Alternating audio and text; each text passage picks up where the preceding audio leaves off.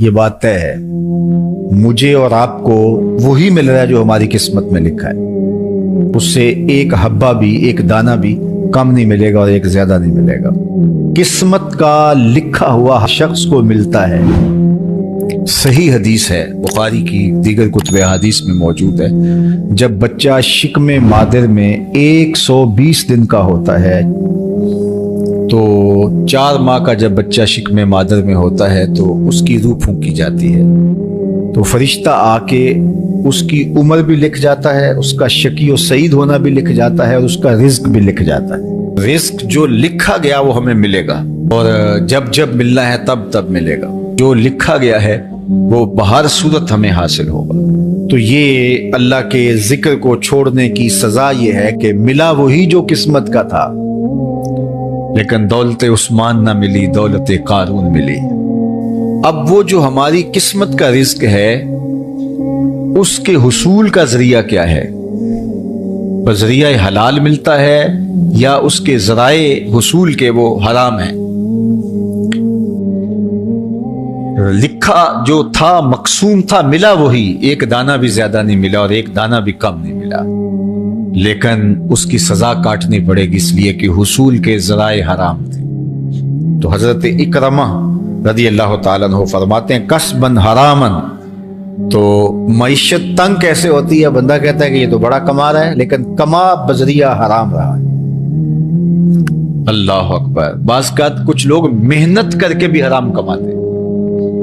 ہم نے دیکھا کہ اس گرمی میں جو لوگ مزدوری کرتے ہیں اور بالخصوص لوہے کی بھٹی پہ جو کام کرنے والے ہیں، کتنا سخت کام ہے، لیکن وہاں بھی جو ہے وہ چاہے 15-20 منٹ جو ہے وہ خیانت کر کے اپنے اس رزق کو حرام بنا لیں اور ناجائز کر لیں، اتنی مشقت کے باوجود بھی کیتی کتری پئی خو محمد تے سکہ بنیا زردہ۔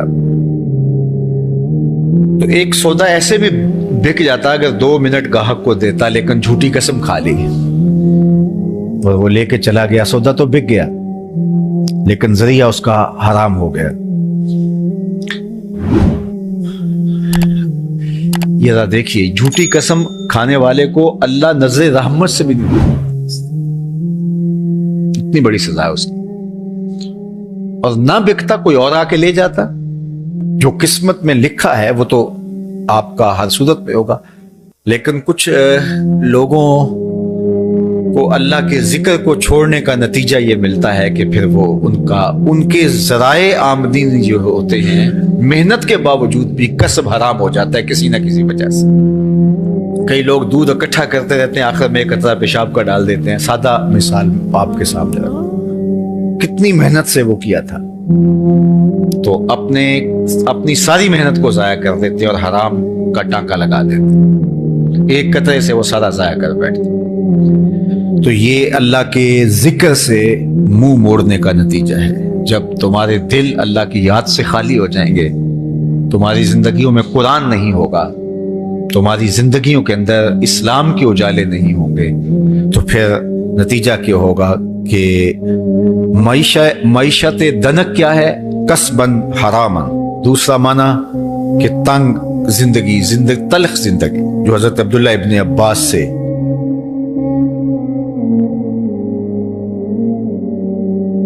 یہ امت خلیفہ بلا فصل، خلیفہ اول، امیر المومنین حضرت سیدنا ابو بکر صدیق رضی اللہ تعالیٰ عنہ کی مرہون منت ہے، ان کی احسان مند ہے۔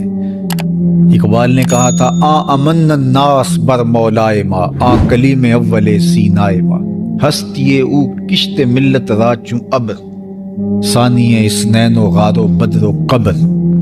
کہتے ہیں کہ وہ شخص جس نے ہمارے آقا و مولا پہ سب سے زیادہ احسانات کیے، اور میرے آقا کریم نے ارشاد فرمایا میرے اوپر جس نے بھی کوئی نیکی کی میں اس کا بدلہ چکا دیا دنیا پر ہی، لیکن ایک ابو بکر ایسے ہیں جن کی نیکیوں کا بدلہ قیامت کے دن رب ہی چکائے گا۔ یہ حضور علیہ السلام نے ارشاد فرمایا۔ اور پھر میں ما نفعنی مال احد قط، ما نفعنی مال ابی بکر، مجھے کسی کے مال نے اتنا نفع نہیں دیا جتنا ابو بکر کے مال نے نفع دیا۔ اپنا سب کچھ حضور کی راہوں میں نچھاور کر دیا، مال پیش کیا، جان پیش کی، اولاد پیش کی، وقت دیا، ایک ایک سانس حضور کے نام کر دی۔ کہتے ہیں حضور علیہ السلام کا سایہ نہیں تھا، لیکن ابو بکر رضی اللہ تعالیٰ عنہ سایہ بن کے حضور کے ساتھ رہے، سائے کی طرح حضور کے ساتھ رہے، بدر کے ساتھی، حضر کے ساتھی، سفر کے ساتھی، غار کے ساتھی، حد ہو گئی مزار کے ساتھ رہے۔ اللہ اکبر۔ ایک دن حضور ایسے نکل رہے ہیں مسجد نبوی سے، تو کوئی لوگ داخل ہو رہے تھے، تو حضور کے دائیں ہاتھ میں ابو بکر کا ہاتھ تھا، بائیں میں حضرت عمر کا ہاتھ۔ تو حضور ایسے دونوں کے ہاتھ پکڑ کے باہر نکل رہے تھے، تو کسی کو اندر آتے دیکھا تو اس کو دیکھ کر کے کہا، قیامت کے دن ہم قبروں سے یوں ہی اٹھائے جائیں گے، میرے دائیں ہاتھ میں ابو بکر کا ہاتھ ہوگا، بائیں ہاتھ میں عمر کا ہاتھ ہوگا۔ اللہ اکبر۔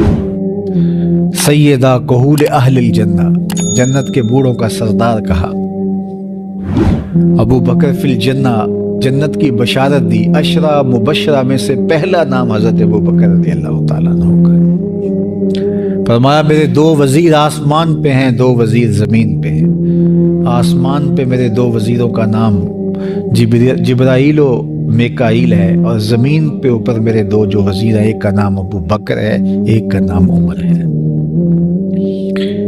تو کیا شان ہے حضرت ابو بکر صدیق رضی اللہ تعالیٰ۔ ہر نبی کا صحابی عظمتوں کے معراج پہ ہے، لیکن جو شان حضور کے اس جان نثار کو دی گئی ہے، اللہ اکبر۔ قرآن نے بھی کہا نا، وَثَانِيَ اثْنَيْنِ إِذْ هُمَا فِي الْغَارِ۔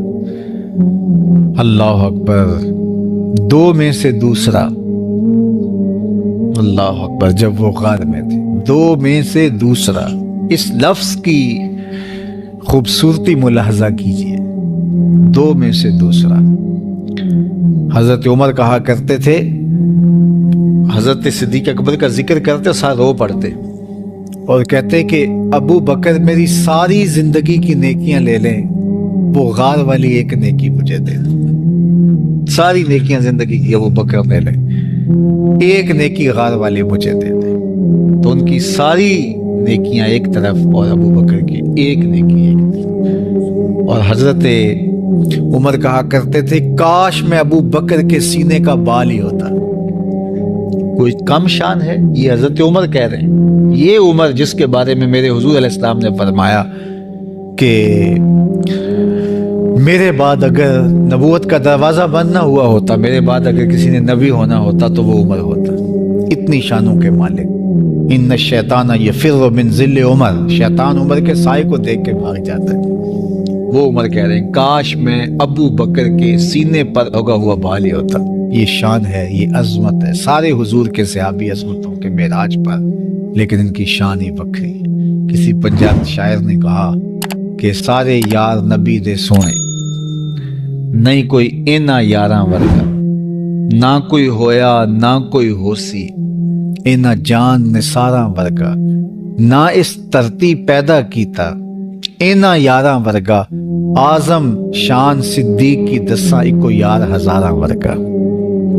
وہ عظمتوں کی کس معراج پہ، امن الناس بر مولائے ماں، کلیم اول سینائے ماں، ہستی او کشت ملت راچو ابر، ثانی سنین و غار و بدر و قبر۔